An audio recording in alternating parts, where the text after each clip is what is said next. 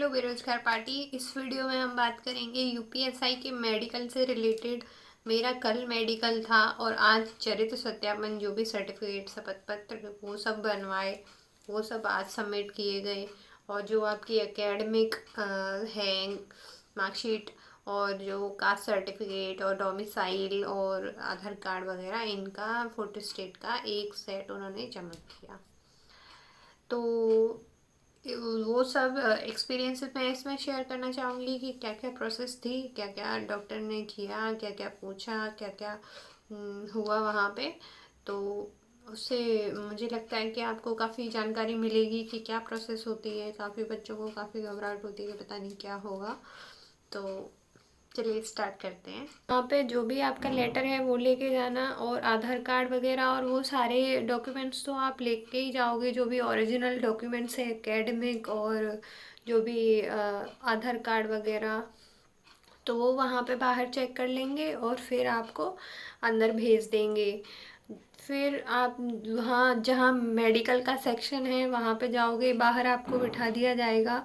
Total 50 बच्चे बुला रहे हैं, किसी किसी में थोड़े बहुत ज़्यादा बुला रहे हैं लेकिन अप्रोक्स 50 ही बुला रहे हैं। तो 50 बुला लेंगे। फिर उसके बाद जो आपका लेटर है उस पे नंबर है, 3 डिजिट का नंबर है। तो उसके अकॉर्डिंग सीरीज़ में वो आपको भेजते हैं। जैसे मेरा मेरा था 382, मेरे वाले दिन हुआ था 351 से लेके 400 तक हुआ था। तो मेरा 382 नंबर था। तो वो 5-5 करके भेजते हैं, पहले 5 भेजेंगे फिर 5 भेजेंगे। ऐसा नहीं है कि उनकी प्रोसेस पूरी ख़त्म होगी तब 5 जाएंगे, ऐसा नहीं है। वो थोड़ी थोड़ी देर में, जैसे 3-4 मिनट के गैप के बाद वो भेजते रहते हैं, ज़्यादा टाइम नहीं लगता है। फिर आप अंदर जाओगे तो अंदर जाके आपको एक फॉर्म दिया जाएगा। उसमें आपको अपनी बेसिक डिटेल्स, जो भी पता वगैरह है, नाम वगैरह है, वो सब भरना है।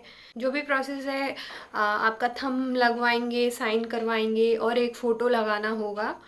तो वो, और हाँ, जो भी आप फ़ोटो लेके जाओ वो आप सेम ही लेके जाना, क्योंकि कुछ बच्चे क्या कर रहे थे कि एक फ़ोटो किसी और का लगा दिया, लाइक दूसरा फ़ोटो, और अंदर जाके दूसरा फ़ोटो। तो ऐसा नहीं करना है, आपको एक ही तरह के फ़ोटो ले जाने हैं 3-4, तो वही आपको लगाने हैं सारी जगह। तो आप फ़ोटो लगा दोगे। उसके बाद आपको जो डॉक्यूमेंट्स हैं, आपके जो ओरिजिनल डॉक्यूमेंट्स हैं वो चेक होंगे। डिग्री, इंटर, हाई स्कूल और ग्रेजुएशन जो भी आपने किया है, और कास्ट सर्टिफिकेट और डोमिसाइल और आपका आधार कार्ड, ये सब चेक होगा। उसके बाद 3-4 वहाँ पे इंस्पेक्टर रैंक के या फिर एसआई रैंक के बैठे रहते हैं ऑफिसर्स। तो वो वहाँ पे अपना मुहर लगाते रहते हैं और फाइल आपकी आगे बढ़ती रहती है। फिर उसके बाद आप जाओगे मेडिकल वाला जो सेक्शन होगा, उसमें जब आप जाओगे तो उसमें एक और आपको फॉर्म मिलेगा। उसमें आपको कुछ नहीं, बस आपका नाम वगैरह यही बेसिक डिटेल्स भरनी होंगी। फिर आप वहाँ वो सबमिट कर दोगे। फिर उसके बाद आपको बिठा दिया जाएगा उसी एक ही रूम में। सब लोग होते हैं, लाइक बॉयज़ और गर्ल्स का साथ ही हो रहा है। मेरे वाले बैच में 50 में से 15 गर्ल्स थी और 35 बॉयज़ थे। तो और मेरे वाले दिन सारे ही पास हुए थे, कोई फेल नहीं हुआ था। आगरा पैनल वैसे भी काफ़ी अच्छा चल रहा है। बहुत ज़्यादा ही दिक्कत है, मेजर प्रॉब्लम है तो फिर वो फेल कर रहे हैं। बाकी अच्छा है, कलर ब्लाइंडनेस नहीं होनी चाहिए और फ्लैट फुट वगैरह ये सारी मेजर प्रॉब्लम में आ जाती हैं, तो फिर इसमें कॉम्प्रोमाइज़ नहीं किया जाता है। तो फिर उसके बाद आपको फिर नंबर वाइज आपको भेजा जाएगा। वेट वेट और हाइट, आपकी वेट और आपका वेट और हाइट लिख के वो अपनी फाइल आगे कर देता है। फिर आप जाओगे आइज़ वाले के पास। आगरा में जहाँ तक वहाँ तक AOX वाला चार्ट पढ़वा रहे हैं, तो वो पढ़वाएंगे। वो पहले वो आपसे बोलेंगे कि नीचे वाली लाइन पढ़ो। मैं आपको सजेस्ट करना चाहूँगी कि आपकी जो भी ज़्यादा वीक है आई, आप उसको पहले बंद करना। तो आप उसको पहले बंद करो तो वो सबसे नीचे वाली लाइन पढ़वाएंगे। फिर वो बोलेंगे कि आप दूसरी वाली आई बंद करो और दूसरी वाली आई से सेकंड वाली लाइन पढ़ो, उससे आपको थोड़ा इजी हो जाएगा, क्योंकि सेकंड वाली लाइन जो है सबसे जो सेकंड लास्ट होती है, जो लास्ट वाली से थोड़ी ज़्यादा होती है, ज़्यादा बड़ी होती है, तो वो आप इजीली पढ़ लोगे। और या फिर इतना ज़्यादा दिक्कत नहीं है, आप थर्ड वाली जो लाइन होती है वो भी आप पढ़ देते हो तो भी वो पास कर देते हैं, ऐसी कोई प्रॉब्लम नहीं है। बाकी आप थोड़ा बहुत याद भी करके जा सकते हो, जैसा आपका मन हो। फिर उसके बाद ये सब हो जाने के बाद फिर आपको बिठा देते हैं, फिर ईयर वाला आता है सेक्शन। ऐसा ज़रूरी नहीं है, लेकिन पहले आइज़ वाला ही होगा, लेकिन ईयर और नोकनी वाला सीक्वेंस हो सकता है इधर उधर। तो मुझे ईयर वाले के पास भेजा गया था। तो ईयर वाले डॉक्टर पहले उनके पास मशीन थी, उन्होंने मशीन से चेक किया। उससे जो है पर्दे में छेद तो नहीं है ये पता चलता है।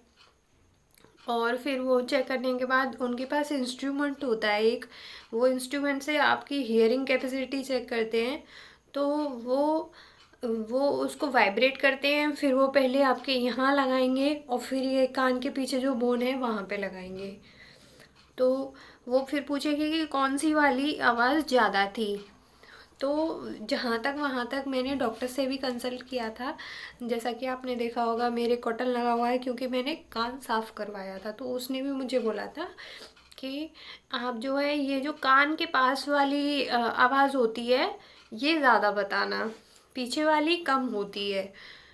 फिर उसने इस वाले में किया वही सेम, और वैसे भी मुझे आगे वाली ही ज़्यादा आ रही थी तो मैंने आगे वाला ही बताया, पीछे वाली मुझे थोड़ी कम आ रही थी।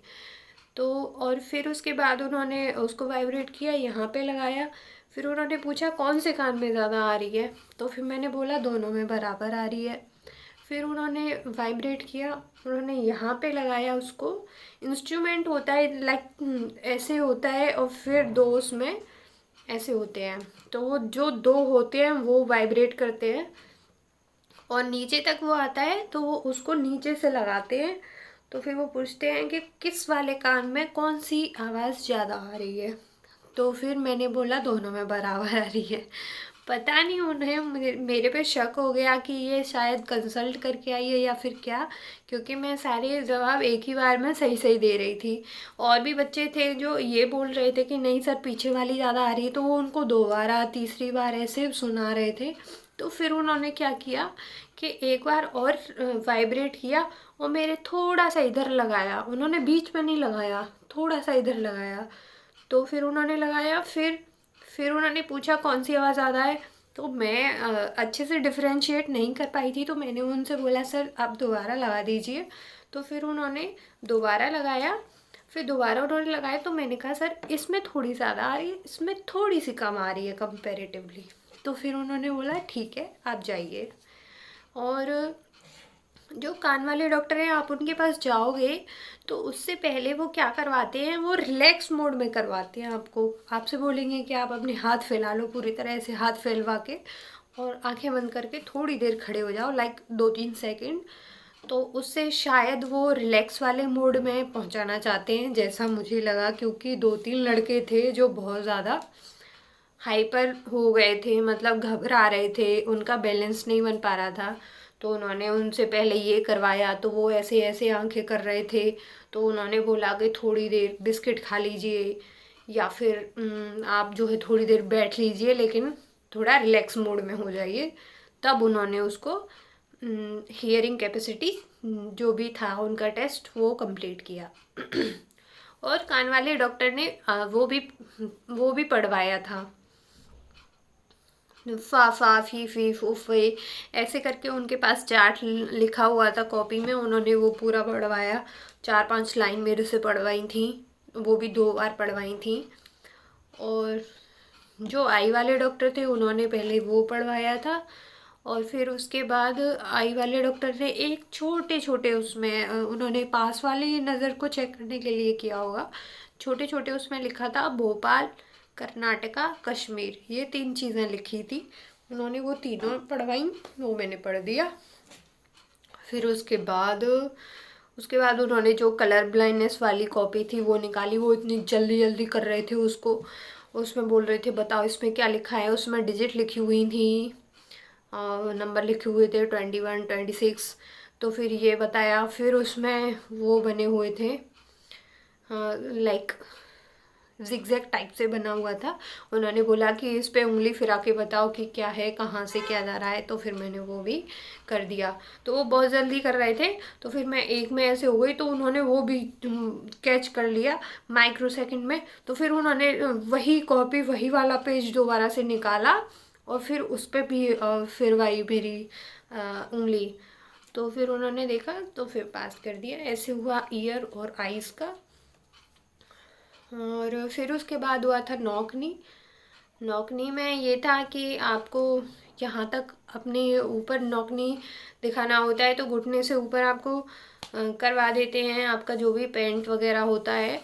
फिर वो चेक करते हैं, वो कहते हैं कि आप सीधे खड़े हो जाइए और अपने एडी और अपने पैर दोनों मिला लीजिए। तो ऐसे करके आपको खड़े होना है। फिर उसके बाद वो आपका चेक करेंगे, उनको सही लगेगा तो फिर ठीक है। और फिर उसके बाद वो करेंगे कि उल्टा हो जाइए, मुड़ जाइए। नहीं नहीं, पहले वो नौकनी चेक करेंगे, फिर उसके बाद वो आपके हाथ चेक करेंगे। ऐसे करवा के हाथ चेक करेंगे, वो आपकी फिंगर्स जो है काउंट करेंगे।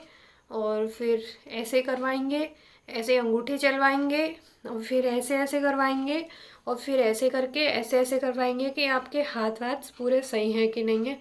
ऐसे करवा के देखेंगे कि आपकी बोन कभी टूटी तो नहीं है, टेढ़ा तो नहीं है, ऐसे करके। और फिर वो बोलेंगे कि मुड़ जाइए। और फिर आपके पैरों को भी टच करवाते हैं ताकि वो पीछे से भी देखते हैं नौकनी वाला सीन। और फिर वो बोलेंगे कि अपने हाथ ऊपर कर लीजिए और तब आपके पैर मिलाइए। हाथ ऊपर करवा के और फिर वो आपके शोल्डर का लेवल चेक करते हैं, कहीं शोल्डर ऊंचा नीचा तो नहीं है। ये हुआ नौकनी वाला पार्ट। तो बस इसमें भी यही था। फिर वो उनको जैसे भी ठीक लगता है बोलते हैं ठीक है आप जाइए। हाँ, और वो नौकनी के बाद वो ऐसे और करवाते हैं कि आप अपनी एड़ियाँ दिखाइए, मतलब नीचे से उनको पंजे देखने होते हैं कि फ्लैट फुट तो नहीं है। वहाँ पे जूते बाहर ही निकलवा देते हैं, तो जिनके फ्लैट फुट नहीं होते हैं तो जहाँ तक वहाँ तक वो पूरा मैल लग जाता है, गंदे हो जाते हैं पैर। और जो वहाँ बीच में ऐसी जगह होती है जहाँ पैर पे वो पूरा साफ रहता है, तो उनको नीड नहीं होती कि वो गीले करवाएं या फिर चलवाएं या फिर कुछ भी। एक लड़के का था जिसमें उनको डाउट आया था थोड़ा, तो उन्होंने उसको उस पे पानी में उसको खड़ा किया और फिर उससे बोला कि आप यहाँ पे चल के बताइए। वहाँ पे एक मैट टाइप से बिछी हुई थी, उस पे चलवाया। फिर बाद में उसको कर दिया था, उसका सही था, लेकिन बहुत कम गैप था, लेकिन गैप था उसका। तो ऐसे करके ये नौकनी वाला पार्ट हो गया। फिर उसके बाद तो कोई प्रोसेस नहीं थी। उसके बाद हमको बिठा दिया था। फिर जो भी फाइल थी और जो वहाँ पे मेन डॉक्टर थे, जो भी अथॉरिटी थे, उनके साइन होते हैं। जो भी फाइल उनके पास जाती है वो डॉक्टर लिखते रहते हैं। वो फिर आपको बुलाएंगे, आपके साइन करवाएंगे उस पर, ठीक है। और जो भी अगर आपका कुछ कमी होगी ना, तो वहीं डॉक्टर आपको थोड़ा बहुत इधर उधर करेगा या फिर ऐसे बोलेगा कि नहीं आप ऐसे करके ऐसे करिए, ऐसे करिए आपको थोड़ा। या फिर ऐसे बोलेगा साइड में जाके बैठ जाइए। तो आपको थोड़ा पता चल जाएगा कि मेरे अंदर कोई दिक्कत आ रही है या फिर मैं सही हूँ। मेरे साथ कोई दिक्कत नहीं आई थी, मैं मेडिकली फिट थी पहले से ही, पता था, कोई दिक्कत नहीं थी। नौकनी फ्लैट फुट सब अच्छा था। तो फिर उसके बाद उन्होंने सिग्नेचर करवाए। सिग्नेचर करवाने के बाद उन्होंने बोला ठीक है आप जाइए। उसके बाद हमने आधे घंटे करीब वेट किया था। फिर उसके बाद हमारी लिस्ट लग गई थी। फिर हमने लिस्ट को चेक किया। उसके बाद इंस्पेक्टर ने अनाउंस किया था कि कल आपकी डीवी है और आप 9 बजे आ जाइएगा। फिज़िकल सॉरी मेडिकल का जो रिपोर्टिंग टाइम था वो 8 बजे था। और उन्होंने डीवी के लिए हमें बोला था कि 9 बजे तक आप आ जाइएगा ताकि टाइम से सारी चीज़ें हो पाएँ। बस यही था मेरा एक्सपीरियंस। बाकी सब अच्छा था, कुछ घबराने वाली बात नहीं है।